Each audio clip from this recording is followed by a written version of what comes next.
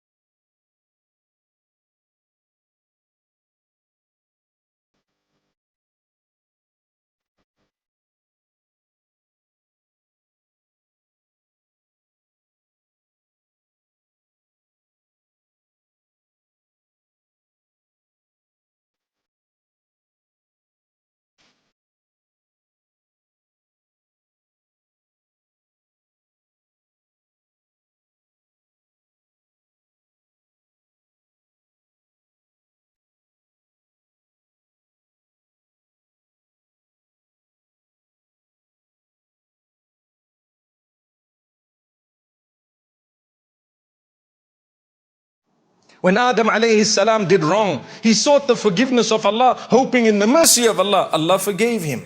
When those who did wrong in the past did wrong, they sought the forgiveness of Allah, having hope in the mercy of Allah. Allah forgave them.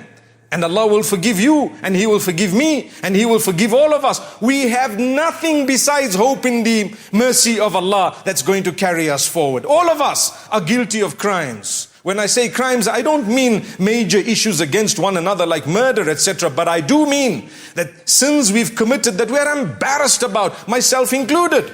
There is no one on earth who is so saintly that they've never erred. No way. Kullu bani Adam khata'. All the children of Adam, all humankind make mistakes. They err. Yes, Rasulullah sallallahu alayhi wasallam protected by Allah. That's another level altogether. He is the highest. I'm talking about you and I and those who exist on earth today. If anyone speaks to you and makes it seem like they don't sin and you're the only ones who sin, they are wrong. They need help.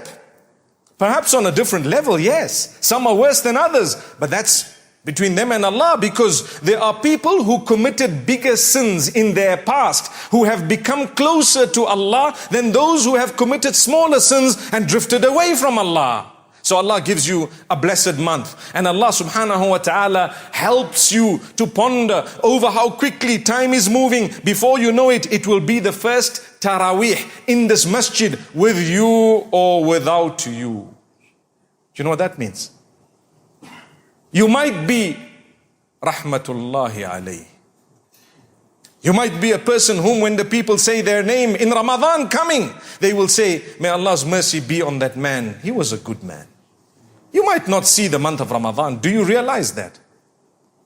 Allahumma ballighna Ramadan. Oh Allah, grant us the opportunity to witness Ramadan. What was the big deal? The big deal was we want to witness the sale.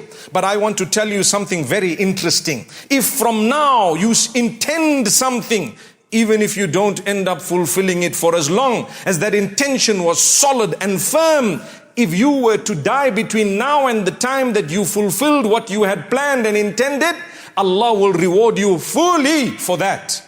I plan in Ramadan I'm going to read so much Quran, and I am serious about it. I plan that in the month of Ramadan I'm going to do this and do that. I'll start right now a little bit like the sunnah of the Prophet ﷺ is. He started fasting earlier. Mondays and Thursdays, let's make it a habit. It's the month of Rajab and Sha'ban. The Prophet ﷺ fasted a lot in the month of Sha'ban to ease himself into the month of Ramadan. And even after Ramadan in Shawwal, he fasted in order to ease out of that month of Ramadan. Subhanallah. Start now. When you do your salah, take your time. When you have fulfilled your farad, your obligation, go into your sunnah and your nafil a little bit from now and see what will happen. You will enjoy your tarawih. But if you're planning from now, my brothers, let's go to the huffaz and tell them you better make sharp shoot, because we would like a quick exit. Allahu Akbar. If that's your intention, you might not even see Ramadan. And then what's going to happen?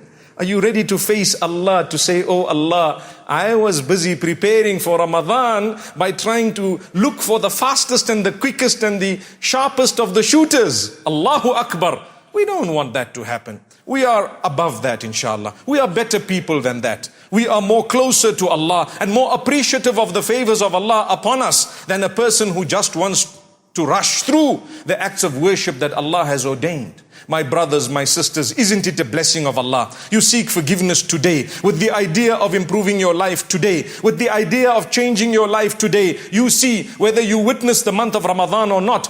By the will of Allah, that mercy of Allah will engulf you and envelop you to the degree that you have nothing to fear about once you enter the hereafter.